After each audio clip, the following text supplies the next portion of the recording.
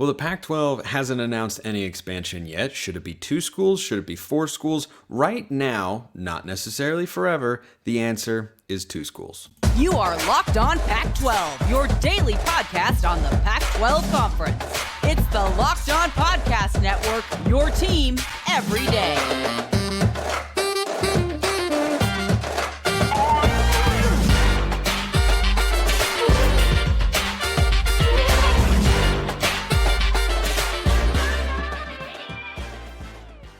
Welcome, everybody, to another episode of Locked On Pac-12. I'm your host, Spencer McLaughlin. Thank you so much for making this your first listen or your first view of the day. Part of the Locked On Podcast Network, your team every day, and your number one source to stay up to date with our media rights-free and beloved Conference of Champions alike. Comment, subscribe, rate, review, please, and thank you wherever you listen to or watch this show. Lots to get to today. 2 schools against 4 schools. We are going to talk about, some actual football on today's show. I know, revolutionary concept there. And a little bit of history later, too. But lots of mailbag on today's show, which you can always be a part of. Hit me up on the YouTubes via the comment section, of course, or hit me up on Twitter at smalls_55 or at LO_Pac12. This from Citronaut96. You guys have some clever names. Question, though. Presuming that happens, we were talking about something else in the comment section. You can do that, too. I'm always available. And no other dominoes fall. Do you see the Pac just adding 2 teams or adding 4, a la Colorado State and Rice or Tulane? Maybe even reaching for UTSA and making it the Pac of 14. Now, this kind of prompted me to think about, 2 schools, 4 schools, what's better, what's ideal. 2 schools, I think, is the ideal number right now for a couple of reasons. Number one, you know how the conference operates with 12 schools, and the Big 12 added 4. But that's because they were going from 10 down to 8. They added 4 to get back up to 12, got the requisite amount of inventory for, their media partners. So they're going forward with 12. In the Big 10 and the SEC, you have 16, 14 in the ACC. I think 12 is enough. I think 10 is too few. But I think 12 is a good number for the Pac-12 for that reason, because it gives you enough, but it also provides the opportunity for those schools to actually build themselves up and establish themselves as a potential brand in the conference, whether that's football, men's basketball, or, maybe both. You never know. So I think that the prospect of adding 4 schools isn't appealing right now, because if you add 4, what you're going to have in that potential situation, let's just say hypothetically, the Pac-12 is about to catch us all way off guard and add 4 schools. San Diego State, SMU, and let's say it's Colorado State and Tulane, right? Let's just as a hypothetical, you pair San Diego State with Utah, Colorado State with Colorado, Tulane and SMU would go together in terms of travel partners for scheduling purposes. If you do that, you then have 4 schools that are attempting to make a jump to make your conference better, to make your conference as strong as it can possibly be, not necessarily as good as it was before, but to improve the depth of quality teams in your league. And those schools would all be fighting the same sort of battle. Number one, well, I'll get to that factor later, but they would be fighting the same battle on the acquisition of talent. So I've long talked about here on the show and continue to believe that if you are a G5 school and you then go to the Power 5 level, in the transfer portal era, you can get your roster up to speed a lot quicker than you used to, because you can add a lot more players who are Power 5 capable players that are ready to make an impact right away, rather than having to go recruit them and then develop them a little bit. You can get guys who are further along in the process in that front. But if you add 2 schools to your conference, it might not make a ground-altering difference, but it's going to cut down on the pool of players that one team or 2 teams could get, because they're going to be going after the same sorts of players. And I think over the course of an entire offseason putting together a roster there, you could potentially hinder. I know there are a lot of players that are in the portal here, but if you're talking about,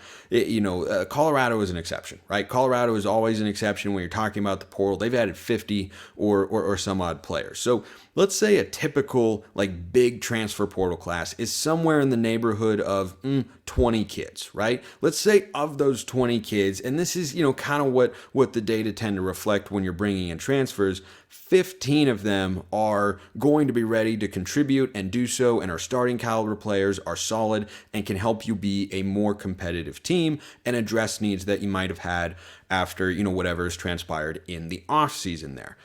If that happens and you are even taking away just a couple players from each of those schools because you have two other schools that are trying to vie for the same sorts of players, which are Power 5 players at other schools that weren't able to cut it on, roster A, B, or C, and are suddenly looking for an opportunity to go play, you might only cut down on that by a couple players per school, right? I'm not saying you would suddenly go from being able to bring in, 15 starting caliber players in a big offseason with the transfer portal to suddenly you're only going to bring in 5. But if that number even goes down to like 13 or 12, because you were going after this kid too who, couldn't cut it at Georgia, but suddenly is trying to come to a Pac-12 school and he wants an opportunity to play. Also, don't forget that the other Pac schools are also going after those same sorts of kids. So it gets just more competitive on that front. And I think it's then harder for either of those or for any of those teams to build themselves up into a football power. Not substantially, but marginally. And I think that if you're at, when you're losing USC and UCLA, Pac-12's got a big perception problem, right? There's just no other way to put it, whether that's, the media rights stuff or whether that's the, conference depth stuff with football and men's basketball and losing USC and UCLA. They are definitely punishing blows on that front. More so on the media rights stuff than on, the competitiveness of the conference and the caliber of teams that are in there. But both are definitely losses. If you're going to add any schools, you want to give them the best opportunity to set themselves up for success. It doesn't automatically mean, it's not like the conference is going to, show them a favor. It doesn't mean the conference is going to, get out of here, bug. We don't have time for that right now. We have important matters to get to. Mosquitoes, goodness gracious, gnats, whatever they are. Anyway, so you don't have the ability or you don't have the desire as a conference to say, oh, we're going to give special treatment to San Diego State and SMU if we add them and, try to make them into a conference contender and whatnot. No one is, I think, suggesting that. But what you should do if you're the Pac is when you bring in new schools, you want them to have every opportunity to, they have to do things right within their own athletic department for sure, but you want them to have every opportunity to compete as quickly as possible. Because the sooner that the Pac-12, let's presume, and this is a crazy speculation on my part, of course, let's presume that Pac-12 gets a media deal and does not crumble and cease to exist in the next few weeks. Let's say that happens. Let's also say, just for the sake of argument, that San Diego State and SMU are the two schools that are added there. You want them to have every opportunity and the best possible opportunity to be good as quickly as possible. Because when you lose USC and UCLA, particularly in football, imagine what it does for your conference if San Diego State or SMU, pick whichever one your favorite is. A lot of SMU people have been in my mentions lately. Totally here for that. A lot of San Diego State people have long been in my mentions for a while. Totally here for that too. I'm not saying that in a negative way. I feel like that comes off that way of like, oh, they've been in my mentions, blah, blah, blah. Some negative people are, but I don't talk to those people. We talk to the San Diego State and SMU people all the time because I'd like them to join the Pac. But you want them to have the best chance to come in and have a great season. Like, let's say San Diego State and SMU get added for the 2024-25 athletic season. If San Diego State comes in and picks up a major, I haven't looked at their non-conference schedule, but scheduling is broken, as we all know, in college football, as I've long advocated for here on the show. If they come in and they have a top 25 caliber season by the time the year comes to a close, they win, a solid bowl game in year one. Again, this could be San Diego State or SMU. Right now, San Diego State would seem more likely, but hey, it's the NIL and portal era. You never know with SMU. We'll watch how they do this year in the American and what is hopefully their final year there. That's the Mustangs, of course, the Aztecs in the Mountain West. But if in year one of those schools has like a top 25 caliber season and they're kind of getting some buzz going into the next year, and then they pick up a big win and then they have a great season, say they put together, a year like Tulane just had, and they go to a New Year's Six Bowl and they win a game that nobody expects them to, that puts your conference in a stronger position football-wise than it was previously. And I think the best opportunity for a school to do that is by just adding 2 schools rather than adding 4. But as always, I am curious as to your comments. drop them in the comment section on YouTube or hit me up on Twitter at smalls_55 or at LO_Pac-12. So that's why for now, I would say 2 is a good number rather than 4. I do think you have to have 2. I don't think you can go forward with 10, though some people feel that that is a more desirable option. I don't share that opinion, but I respect you if you think that. I'm not the sort of guy that says anybody who disagrees with me is a horrible, terrible, no good, very bad person. We can reasonable people can disagree on matters of grand importance. It's college sports. We're not saving lives over here. But you might be able to save your bank account if you go check out FanDuel, because baseball season is in full swing and there's no better place to get in on the action than FanDuel, America's #1 sportsbook. Right now, new customers get a no-sweat first bet up to $1,000. That's $1,000 back in bonus bets if your first bet doesn't win. Just go to FanDuel.com/lockedon to join today. You can bet Pac-12 over-under win totals. You can bet individual games already. If you think Colorado is being disrespected as a 20-point underdog week 1 at TCU, go bet the Buffs. Go bet them over there. They're a big, big-time underdog. Whatever you want, don't miss your chance to snag a no-sweat first bet up to $1,000 when you join FanDuel today. Just go to FanDuel.com/lockedon to sign up. FanDuel, official partner of Major League Baseball.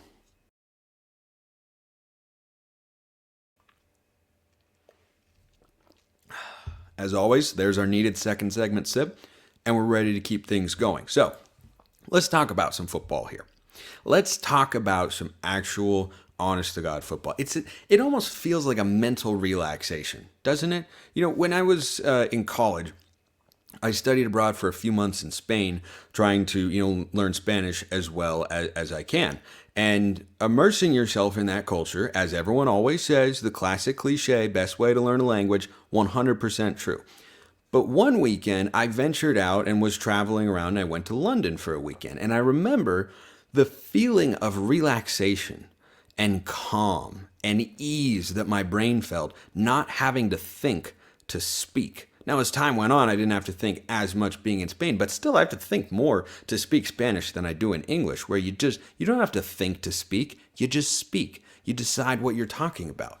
That's how it feels talking about actual football for a change here on the show. And I wanted to just kind of throw that in there to give us all a little bit of just a little break, just a little rest, relaxation from all the realignment and the media rights stuff and blah. And there were people taking shots of what was said on this show yesterday, and I'm not even going to dive into that sort of stuff because I don't think it's worth anybody's time, frankly. I really don't. I could.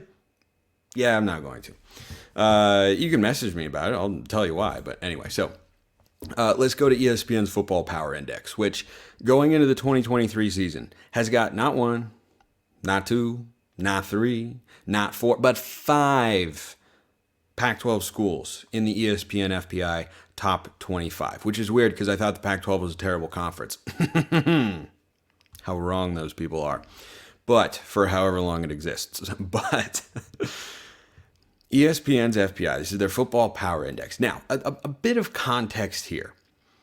ESPN's FPI is not a perfect indication of how seasons are going to play out. It's not a perfect indication of who beats whom. It's not a perfect indication of who's going to win the national championship. But it is an indicator that is based on data, that's based on metrics that they use. I'm not privy to exactly what those mathematical calculations are. What I do know is that I thought there was an interesting lineup of teams here for the Pac-12 going into the 2023 season. And the best example, by the way, if you're in the camp of like, oh, FPI doesn't mean anything, it's irrelevant, it's all this sort of stuff. Texas is the best example because no matter how many times Texas lost last year, ESPN still had them like as an FPI top 10 team. And by the way, they love Texas again this year. Are they wrong? Maybe. But I think it's frankly the classic intersection of data and it factor or the human element, because numbers, right? Like Moneyball, for instance, the best sports movie of all time. Moneyball is correct that you can find value in players without paying just top dollar for the biggest names and going out and being a big spender. You can build a good team that way. That model did work. However, the right blend to be successful from what I've seen is use analytics as a guide, but don't use analytics as God. That's a great way, I think, to look at it. The Houston Rockets, for instance, went all through the regular season with the James Harden teams and Mike D'Antoni, and they're just shooting a bunch of threes. Analytics say that should make you better, that's the best way to win, that's going to win you the most games. They didn't even reach the NBA Finals. You know why? Because they missed 27 in a row, an anomaly, but their mindset was, we have to keep shooting the threes, not go take a mid-range jumper every now and then. There's a balance here. Analytics are a driving force, but they should not be blindly followed to the point where you say, oh, okay, the numbers say this, that means that's that. No.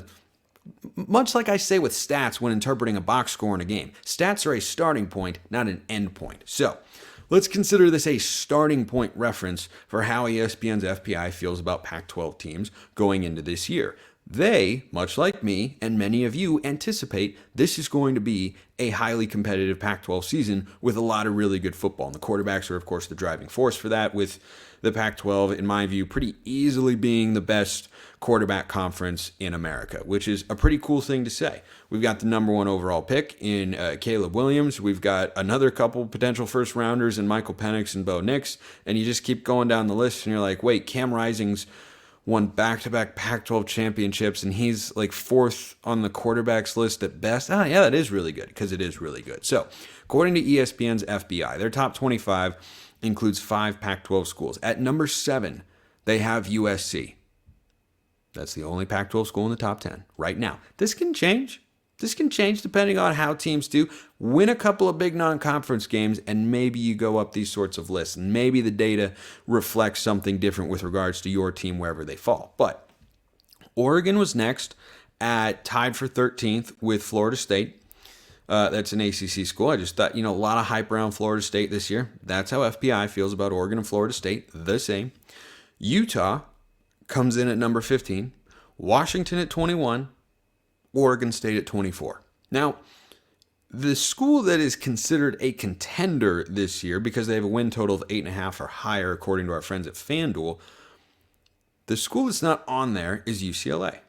Now, some people on this show, or maybe one person, maybe the host of this show in particular, has suggested that in a quarterback-heavy league, a team with some quarterback questions or not as much certainty and such in UCLA might finish last amongst that group. Now, that means they could still go 7-5, 8-4, be a good football team this year. But if I had to pick one team, I agree with ESPN's FPI here that UCLA, I think, is the most poised to be a pullback team amongst all the conference contenders. But I was a little surprised, not a lot, but a little surprised, given UCLA brought in another good portal class. We don't really know, or at least I haven't looked into recently, what they're doing at the quarterback situation. But you've got Ethan Garbers, you've got Dante Moore, you've got Colin Schlee. It feels like that could be a revolving door at one point in time or another. But I think a couple things stood out to me the most here. First of all, Washington at 21. That feels low. That to not have Washington in the top 20 there, that feels low. Oregon State at 24, I understand. I would probably put them a touch higher, but I think overall that's not an unreasonable place to have Oregon State. They are right in front of North Carolina. They're right behind Baylor. I think Baylor's a bounce back team in college football this year, but I feel like, Texas Tech is also pretty high on that list at 22, right behind Washington. And that's kind of where I feel this is a little bit off. And again, starting point, not an end point. I think Washington at 21 is a little bit low. And honestly, I feel like Utah at 15 is a little high just because. I'm not saying, they should be outside the top 25 or even outside the top 20, but I would put Washington at 15, and I would put Utah closer to 20, just because I think you have a higher ceiling at quarterback with Michael Penix, And though he's had an injury history himself, he was kept upright all of last year. And Cam Rising is going to be coming off an injury. Now, all signs have pointed towards him, being able to play this year. But I just don't. It still just feels like you're hanging on kind of by a thread there. Not entirely. I'm not saying Utah's going to be bad or Cam Rising's a disaster. I'm not saying anything like that. What I am saying is that a guy who suffered a significant injury in January and is going to try to play right away in September, actually on August 31st, but okay, basically September. In September, it just gives me pause. That's all it is. It just gives me a little bit of pause. And I just look at what Washington is bringing back. They need to make some defensive strides. So does Oregon. Oregon State's got to try to stay at that defensive level that they were at a season ago. But everything else to me, honestly, I felt like Oregon was a touch high there. Perhaps that might be ESPN liking the offseason moves that they've made, but I think rather than drop Oregon down, like when I think about, where Oregon is in relation to these other schools, do I feel like they're about 2 spots ahead, for a metric like Football Power Index of Utah? Probably. Do I feel like they're 8 spots ahead of Washington? No. No, I do not. I think that is too large of a gap. In my view, I think that's underselling Washington a little bit. But as always, I'm curious as you guys' thoughts, so drop them in the YouTube comments below. But I think the FPI is roughly correct here. I just think Washington is a touch low. I think Utah is a touch high. All the other ones I feel like are about right. And USC being the favorite, by the way, got no qualms with that whatsoever. They are, I guess I haven't made officially a pick to win the Pac-12 at this point in time, but if you had to give me one, I'd go with USC because they have the best player in the country in Caleb Williams.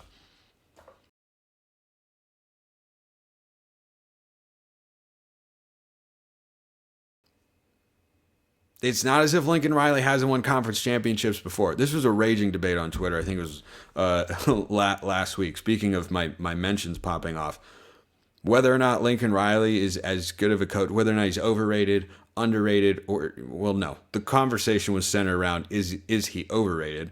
I don't think that is the case because people say, well, he hasn't won a national championship. Yeah, I wasn't putting him above, Nick Saban or Kirby Smart or Dabo because he hasn't done that yet. But just ask yourself this question. Of the coaches who haven't won a national championship, who would you most like to have? I mean, there are a lot of names out there. Are there any that automatically are going, I'm taking him over Lincoln Riley? Brian Kelly, maybe. I'm going Lincoln Riley, by the way. I would take Lincoln over Brian Kelly.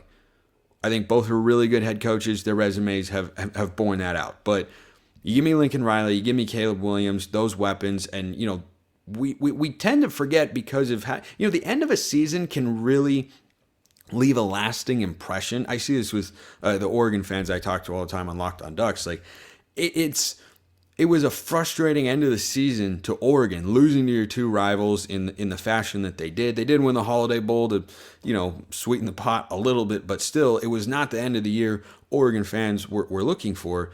But it just kind of takes everything away from what was an 8-game winning streak in which Oregon was blowing a lot of teams out, in which they looked really, really good. And USC looked really, really good. But all we remember are them getting beaten twice by Utah and blowing it in the Cotton Bowl against Tulane. That's all we remember. We don't remember the part where they were 1 win away against Utah in the Pac-12 championship game from being in the college football playoff. Tell me, do coaches typically that are good ones, the way Lincoln Riley is, get better the longer they're at a place or worse? Because if USC was 1 win away, I feel like they've made some roster improvements, particularly along the defensive line, which was a weakness for them at times a year ago. They struggled to get pressure on Cam Rising consistently. They couldn't stop mostly they couldn't tackle. That was a big problem for them too. But I just look at what USC was last year, and if you just apply a standard, improvement in year 2 under a coach, Hard to not like them as the favorite right now, but might have to dive into that more as the show continues. We're wrapping up with a little bit of history here. I love this question from Daniel Johnson, 2247. Says, hey, bud, can you mention how Montana and Idaho used to be in the Pac? Maybe do a segment on the history of the conference. Yeah. So I wanted to do this because when the question came in, I thought, oh, that's actually really, really interesting. Why didn't I think of that? That's why I love your mailbag questions. Again, YouTube comments or on Twitter at smalls_55 or at LO_Pac-12. Because today's actions are tomorrow's history. So everything that's taking place right now, one day we'll look back upon and say, oh gosh, I remember when that happened. Oh gosh, I remember. But conference realignment is in a different era now. It's got a different feel. It's got a different mood. It's got a different tone, a different tenor of sorts.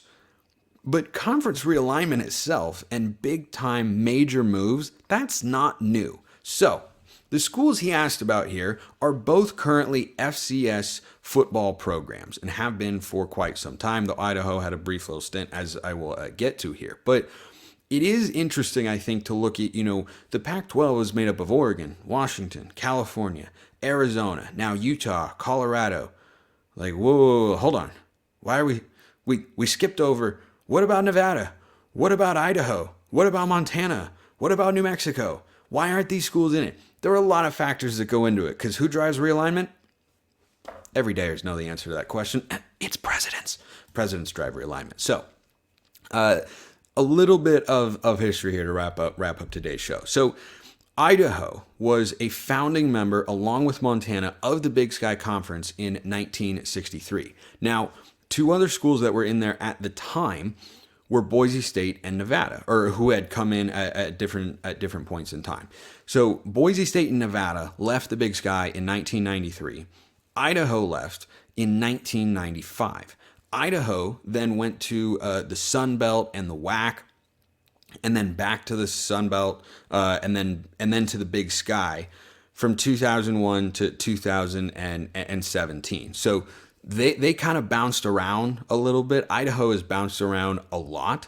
And so when they went from the Big Sky to the Sun Belt and then into the WAC, and then they actually won the famous Idaho Potato Bowl in 2016, they then played just one more FBS football season in 2017, and then they went back to the Big Sky for 2018, and they did so voluntarily. And it's not the first time they've made a jump like that. So they were a founding member of the Big Sky. They were in it until 1995, after they'd been independent for a few years. But the question that you're referring to here, Daniel Johnson, 2247, is when they were in the Pac. There was a point in time in which both Montana and Idaho were in what was then the Pac Conference, or the Pacific Coast Conference is what it was referred to.